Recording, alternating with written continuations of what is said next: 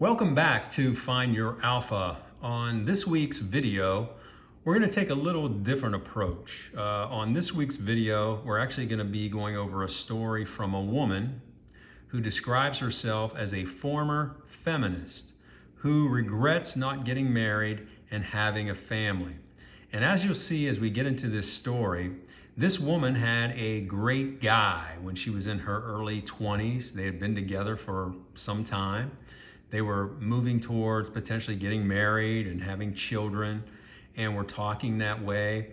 And then lo and behold, she gets caught up in the feminist movement and decides she doesn't want to do that. She wants to pursue a career, and she also wants to go out and explore herself sexually, and we know what that means. And her boyfriend begs her not to do it. He loves her, and he wants to spend the rest of his life with her, but she doesn't listen. She goes off and starts her career, and then he calls her like a month after and asks her, please save yourself for me. If you don't, our relationship will be over permanently. And she goes off, she meets up with a guy, she hooks up with him, and she doesn't like him and immediately wants to go back to her boyfriend. But guess what? Her boyfriend kept his promise. He basically didn't take her back, and her life really is messed up after that. And you'll see as we get into the story. So first of all, let's go over the cold, hard facts. The feminist movement, what I call the FU men movement, let's face it, it's not about equal rights anymore. It's about emasculating men, encourages women to explore their sexuality and climb the corporate ladder in their 20s. As a result, many of these women have had sex with 15, 20, 30, 50, even some over 100 men, most of whom are either bad boys or high-value older men who have no interest in them other than hooking up with them. And I've gone over these points on previous videos, but I think it's important to reiterate them now with this video and with this story because it's very pertinent. After being pumped and dumped repeatedly, they then set their sights on proverbial nice guys, guys that have their shit together. These same guys they had nothing to do with when they were riding the carousel, or they treated very poorly, as was the case with this woman and her boyfriend. However, here's the big however, nice guys are now wising up thanks to various male movements and are either outright rejecting these high mileage women or will happily pump and dump them just like the bad boys and high value men are doing. This is creating a glut of single older women, women who live alone and are unhappy and bitter about life. I'm sure you've probably met some of these women. They're in their late 30s, early 40s, maybe some in their 50s and 60s that have never been married, and they've been career women, and they've devoted their lives to their careers. Maybe they do some volunteering and things like that, but they're very empty inside. They're very bitter inside. These women often, as I say here in this statement, regret the decisions they've made. A number of these women end up abusing alcohol or substances to drown their sorrow. And you'll see that's the case with this woman. And this is another slide that I brought from a previous video when I talk about high mileage women. And I think this is very important because as you'll see with this woman, what she does to kind of drown her sorrow on permanently losing her boyfriend, the love of her life, is she goes off and has relationships with countless men. And you'll see the number, I think it's in the high 30s. And again, she definitely falls into that category of a high mileage woman. And I put the examples here, based on a woman's age, what I think is reasonable for her to have had in terms of sexual partners. But as you'll see with this woman, she blows right past that. So let's get into the story. I'm 45 years old, a former ardent feminist, and now I'm thoroughly unhappy with my life. My name is Pam. I'm a 45-year-old, never married single woman with 2 cats and a dog. Boy, that sounds familiar. I have a successful career and have worked for the same company for the past 22 years. I have a wonderful, supportive parents and siblings. I am truly blessed. However, I am miserable inside and have been for over 22 years. So basically, ever since she's been working, she's been miserable. Back in 1998, I met Doug, a man who would be the true love of my life. We met at college at the end of our sophomore year and were inseparable from that time until the day I broke up with him just after we graduated. Doug was a beautiful man and a terrific lover. He's the kind of guy every girl wants to find and marry. I had him, but let him go, casting him aside to pursue myself. And she says that in quotations. In my final semester of college, I had classes with two progressive feminist instructors who really influenced my thinking.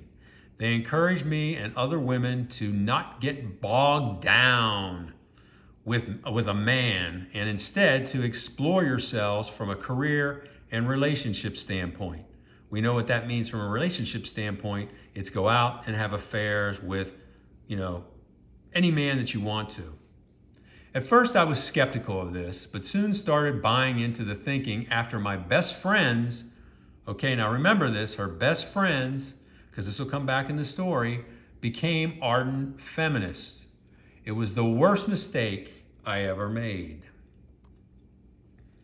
Doug loved me deeply and was dropping hints about marriage and children, something that I too wanted. However, the draw of the movement and my friends swayed my thinking. I'm not blaming them, as I am the one who eventually made the decision to end it with Doug. I just want to point out what brought me to where I am today. I'll never forget the day when I broke the news to Doug that I wanted to pause our relationship and explore myself. So here's another woman, who wants it all. She's saying, I want to pause our relationship. Now, Doug, you go over here and wait for me. I'm going to go out and have sex with all these guys. And then one day, if you're lucky, I'll come back to you and you'll accept me, regardless of what I've done. And as you'll see in this story, Doug says, no way. And he moves on. I can still see the look of shock and disbelief on his face as his eyes welled up with tears. He begged me not to abandon our relationship, but I told him I had to for my own peace of mind. In my twisted brain, here's where she actually admits it. In my twisted brain, I somehow thought Doug would always be there when I was ready to return to him and settle down. So again, that is so disgusting and selfish, a narcissist type thinking. Thinking I just go out, screw whoever I want, and then come back and this poor guy is gonna take me no matter what I've done. Well, she had a rude awakening, as you'll find out. We separated, and for the first month, I concentrated on securing a job with a company that I wanted to work for, which I successfully did. Throughout this time, I missed Doug terribly and actually ached not having him in my life. At the end of the first month, Doug called me and we talked for about an hour. He again begged me to come back to our relationship and professed how much he loved me. I told him I loved him so much as well, but I had to explore myself. Yeah, she really likes him. She really loves him so much that she has to go out and explore other men. That's not love, folks. If any woman tells you that, that's a bunch of crap. At the end of the call, he told me, please save yourself for me, Pam, as I love you so much. And here's the warning. If you have a relationship with another man, it will destroy me and any future relationship we may have. Now, she just brushed this off, as you'll see. I never thought much of that statement at the time, as I was so focused on my new job and hadn't dated anyone since leaving Doug. That changed at the end of month 2, when I met Tom at a gas station. He was riding his motorcycle and approached me to talk and asked for my number. So he sounds like potentially a bad boy here. I gave it to him, but really wasn't attracted to him. So why did you give him your number then, if you weren't attracted to him? I was just intrigued with exploring my feelings. Since up to this point, I had only dated and had sex with two men, Doug and a short-lived first love relationship I had back in high school. Tom and I went to a bar on our first date and just talked, and at the end of the night, I let him give me a quick kiss. We had 5 additional dates thereafter, so maybe this guy isn't a bad boy type, because a bad boy is not going to stick around for 5 dates and take her out if he's not getting anything. So he might have been just a nice guy riding a motorcycle. And I never let him get beyond a passionate kiss, as I really wasn't attracted to him. So here again now, looking at it from the standpoint of this guy, this motorcycle riding guy, Tom, she's basically using him, making him take her out on dates, not giving him anything. But as you'll see here now, she does relent. Tom continued to pursue me, but I let weeks go by before I saw him again. It was a Saturday, and it had been nearly 6 months since I last had sex with my love, Doug. Tom called me, asked me out, and I accepted.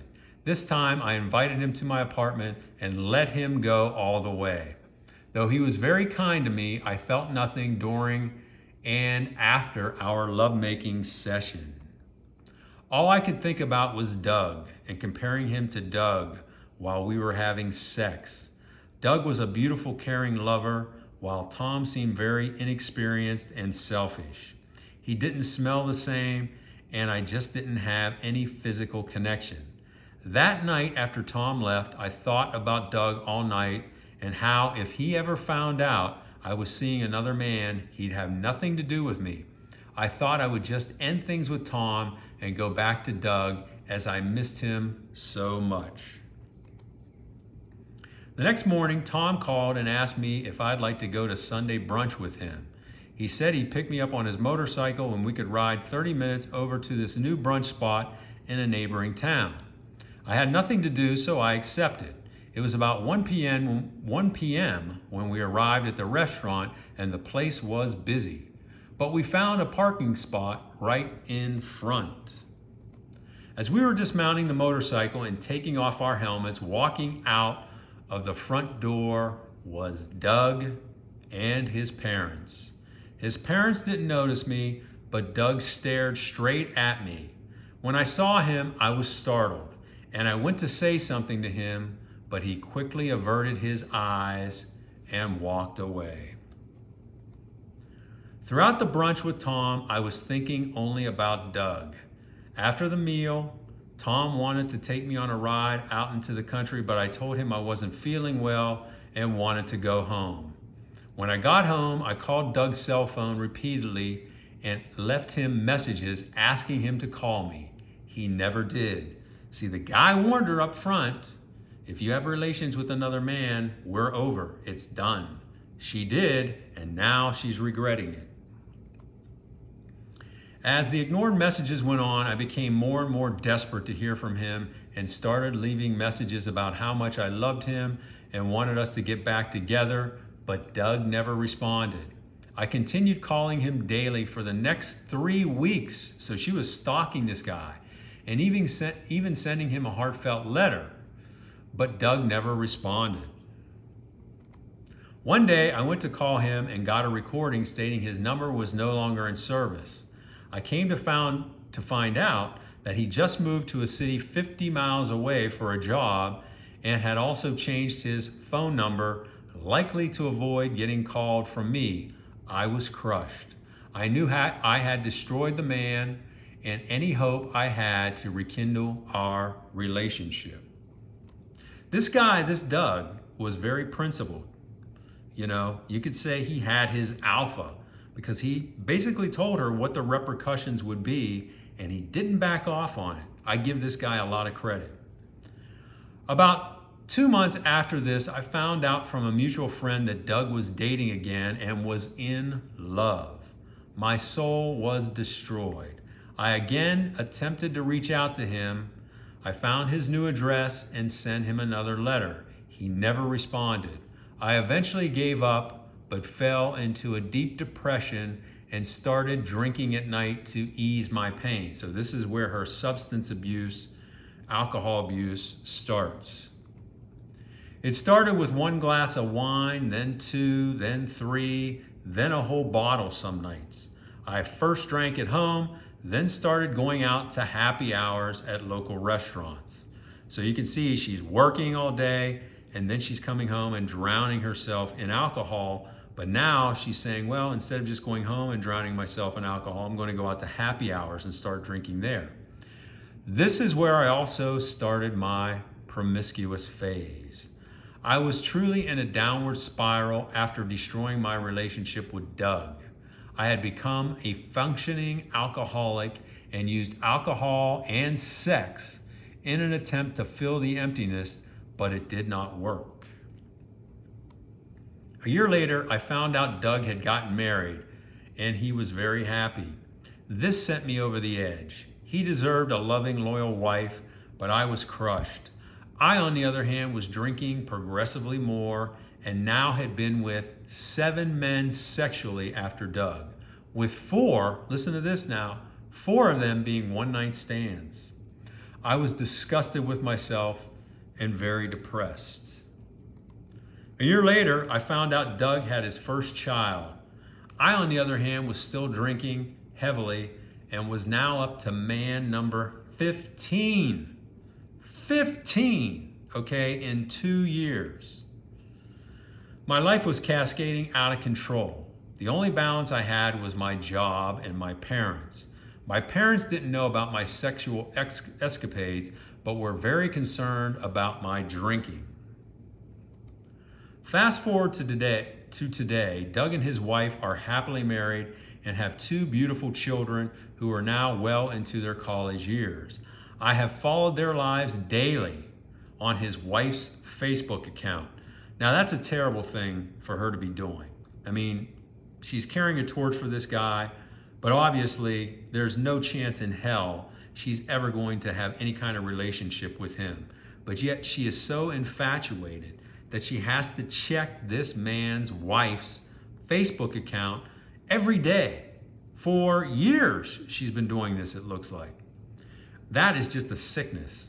What I would suggest to her is definitely not doing that. Definitely not doing that. You made a big mistake. Move on with your life.